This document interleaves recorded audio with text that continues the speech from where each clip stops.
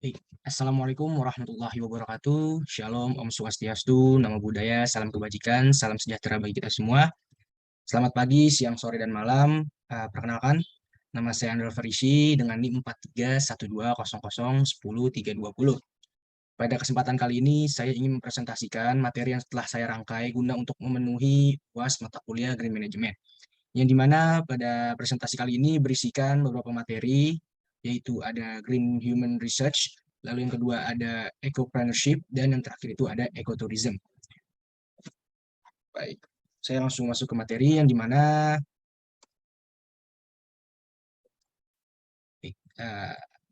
masuk materi pertama yaitu ada Green Human Research. Nah, Green Human Research itu apa sih? Jadi Green Human Research itu adalah pelaksanaan kebijakan dan praktik manajemen SDM untuk pemanfaatan sumber daya yang berkelanjutan dalam organisasi bisnis dan mempromosikan kelestarian lingkungan.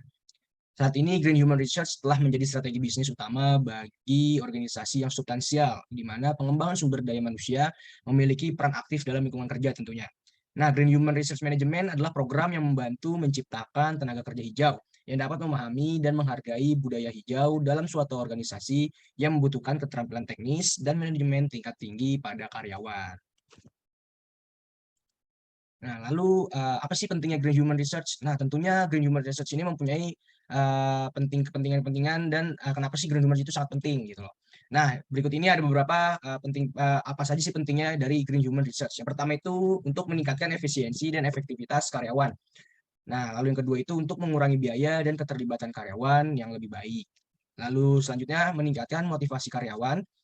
Lalu selanjutnya untuk mudah merekrut karyawan baru, mengurangi perputaran tenaga kerja dan ketidakhadiran.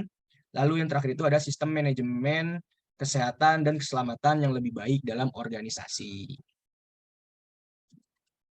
Oke, nah Human Resource Management ini juga mempunyai beberapa fungsi, yang dimana fungsi ini itu terbagi menjadi 5. Ada Green Recruitment and Selection atau GRS, lalu ada Green Training atau GTR, Green Compensation atau GCO, Green Performance Appraisal, dan yang terakhir itu ada Green Reward and Compensation. Nah, sebelum itu saya ingin menjelaskan terlebih dahulu mengenai Green Recruitment and Selection atau GRS. Jadi ya Green Recruitment and Selection atau GRS itu apa? Jadi pada Green Recruitment and Selection ini organisasi harus fokus pada pemilihan dan perekrutan karyawan yang mendukung dan tertarik pada lingkungan. Nah, GRS ini memastikan bahwa rekrutmen baru memahami budaya organisasi hijau dan berbagi nilai-nilai lingkungannya melalui seleksi pengetahuan, nilai dan kepercayaan terhadap lingkungan calon karyawannya. Nah, lalu selanjutnya ada Green Training GTR. Apa sih itu? Nah, jadi GTR atau panjang itu ada Green Training. Green Training ini merupakan salah satu metode utama Green Human Research Management dalam mengembangkan dukungan untuk inisiatif kelestarian lingkungan. Nah, pada tahun 2012 juga pernah menyelidiki nih hubungan antara GTR dan manajemen lingkungan organisasi negara Brazil. Nah, penelitian tersebut itu mengungkapkan bahwasannya kedua variabel tersebut saling terkait ketika mereka bersinergi dalam organisasi secara bersama-sama. Nah, jadi dampak paling signifikan terhadap kesadaran lingkungan di antara karyawan adalah melalui GTR. Nah, jadi GTR ini sangat penting nih. Lalu yang ketiga itu ada Green Compensation atau GCO. Nah, untuk mencapai tujuan penghijauan organisasi dapat ditingkatkan dengan memberi penghargaan kepada karyawan atas komitmen mereka terhadap praktik kelestarian lingkungan. Dalam konteks GCO ini, kinerja lingkungan dapat mengambil manfaat dari sistem GCO jika berfokus pada penghindaran perilaku negatif dan mendorong perilaku ramah lingkungan. Nah, untuk mencapai hal tersebut, sistem penghargaan harus dirancang untuk mencerminkan komitmen manajemen terhadap kinerja lingkungan dengan memperkuat dan memotivasi perilaku pro lingkungan karyawan. Komitmen manajemen ini akan meningkatkan komitmen dari pekerja itu sendiri dengan menjadi lebih bertanggung jawab terhadap lingkungan dan akan membuat mereka lebih terlibat dalam inisiatif lingkungan. Nah, jadi Green Compensation atau GCO ini merupakan sebuah penghargaan, memberi penghargaan kepada karyawan atas komitmen mereka terhadap praktik kelestarian lingkungan tentunya. Baik, lanjut yaitu ada Green Performance Appraisal. Nah, apa sih itu? Nah, jadi Green Performance Appraisal ini merupakan penilaian kinerja umumnya digunakan untuk mengelola gaji, mengidentifikasi kekuatan dan kelemahan karyawan, dan memberikan umpan balik kinerja. Nah, dalam rangka meningkatkan kompetensi operasional dan meningkatkan pertumbuhan perusahaan sambil juga mempertinggi proses dan kinerja transformasial. Nah, dari perspektif hijau, penilaian kinerja hijau mengacu pada penilaian dan pencatatan kinerja lingkungan karyawan sepanjang karir mereka di perusahaan dan memberikan umpan balik tentang kinerja karyawan untuk mencegah sikap yang tidak diinginkan atau memperkuat perilaku teladan. Nah, lanjut untuk yang terakhir ini ada green reward and compensation. Nah, jadi di sini tuh untuk mencapai tujuan penghijauan organisasi dapat ditingkatkan dengan memberi penghargaan kepada karyawan atas komitmen mereka terhadap praktik lingkungan. Nah, ada banyak nih jenis praktik penghargaan untuk perolehan keterampilan lingkungan hijau, yang dimana hadiah bisa dalam bentuk imbalan, berbasis non moneter, atau misalkan cuti atau hadiah. Lalu ada penghargaan manajemen lingkungan berbasis pengakuan, misalkan memberikan penghargaan, makan malam, atau yang lain-lainnya. Lalu ada juga penghargaan manajemen lingkungan yang positif. Oke, nah jadi itu merupakan fungsi Human Research Management, ada 5. Selanjutnya kita masuk ke materi ecopreneurship. Nah, jadi ecopreneurship ini merupakan, jadi di sini tuh ada, ecopreneurship ini merupakan seorang entrepreneur itu melihat lingkungan sebagai sesuatu yang harus dilestarikan dan dijaga. Nah, jadi seorang ecopreneurship itu tidak hanya melihat keuntungan saja, tetapi mereka juga melihat lingkungan sebagai sesuatu yang harus dilestarikan dan dijaga tentunya. Nah, jadi masuk ke materi ecopreneurship. Ecopreneurship yaitu sebuah ecopreneurship yang mengacu pada aktivitas usaha dengan kegiatan yang memberikan manfaat dan memberikan perhatian lebih dan khusus terhadap kelestarian lingkungan.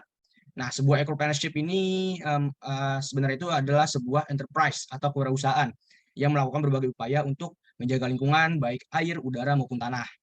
Nah, kata ecopreneurship ini berasal dari 2 kata, yaitu eco dan entrepreneur, yang dimana eco diambil dari kata ekologi, yaitu ilmu yang mempelajari tentang hubungan timbal balik antara makhluk hidup dengan lingkungannya. Nah, sedangkan planner berasal dari kata entrepreneurship, yaitu kewirausahaan. Oke. Nah, definisi dari ecopreneurship ini sendiri dapat ditinjau dari beberapa pendekatan, teman-teman. Nah, ini dia. Yang dimana pendekatan itu ada 3. Yang pertama itu ecopreneurship didasarkan pada implementasi inovasi di bidang lingkungan, yang dimana ecopreneur sadar akan dampak terhadap lingkungan dari operasi bisnisnya dan mengembangkan inovasi untuk mengurangi dampak tersebut.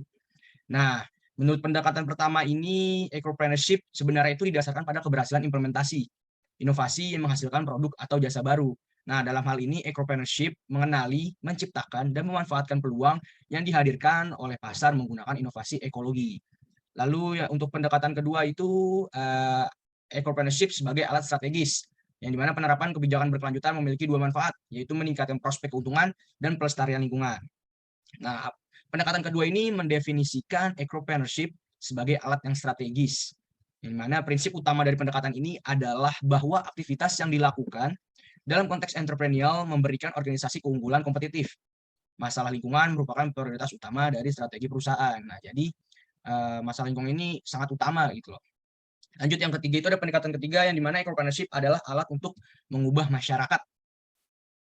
Nah, jadi pendekatan ketiga ini itu berfokus pada aspek sosiologis, yang dimana pendekatan ini mempelajari bagaimana asal-usul ekonomi lingkungan dan prinsip-prinsip ekologi berhubungan dengan jiwa kewirausahaan dan bisnis. Pendekatan ini menyimpulkan bahwa bisnis dan semangat kewirausahaan itu dapat digunakan untuk mengubah masyarakat. Dengan demikian, pendekatan ini membahas peran ecopreneurs dalam masyarakat dan bagaimana ecopreneurship dapat digunakan sebagai wahana perubahan struktur sosial. Nah, jadi ketiga pendekatan ini merupakan definisi ecopreneurship sendiri. Jadi memang sangat penting dan dari ketiga pendekatan ini faktor lingkungan itu merupakan faktor penting yang dimana itu merupakan sebuah tiang lah, sebuah tujuannya gitu loh dari ecopreneurship ini. Jadi kelestarian lingkungan itu merupakan tujuan utamanya. Oke, baik, next kita masuk ke eco innovation. Jadi apa sih eco innovation itu? Jadi eco innovation adalah setiap inovasi yang menghasilkan kemajuan signifikan menuju tujuan pengembangan berkelanjutan dengan mengurangi dampak mode produksi terhadap lingkungan, meningkatkan ketahanan alam terhadap tekanan lingkungan, atau mencapai penggunaan sumber daya alam yang lebih efisien dan bertanggung jawab.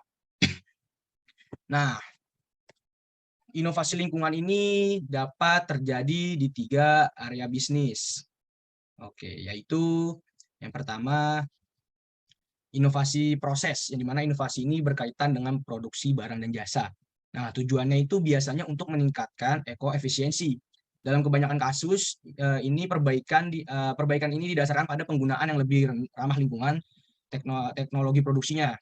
Nah, lalu yang kedua itu ada inovasi organisasi, di mana inovasi ini berhubungan dengan restrukturisasi dalam perusahaan. Nah, inovasi ini terutama menyangkut karyawan dan organisasi mereka dan tugas pekerjaan. Bentuk manajemen baru seperti adopsi model pengelolaan lingkungan juga termasuk dalam kategori ini. Nah, lalu yang ketiga itu ada inovasi produk. Inovasi ini mengacu pada pengembangan yang sama sekali baru produk atau layanan atau peningkatan produk atau layanan yang ada. Misalnya, desain ekologis dapat menawarkan alternatif yang baik untuk menghasilkan produk yang menggunakan sumber daya alam secara lebih efisien. Menggunakan daur ulang bahan organik, contohnya merupakan peningkatan produk yang ada. Oke, lanjut. Oke, kita masuk ke transisi ekologis.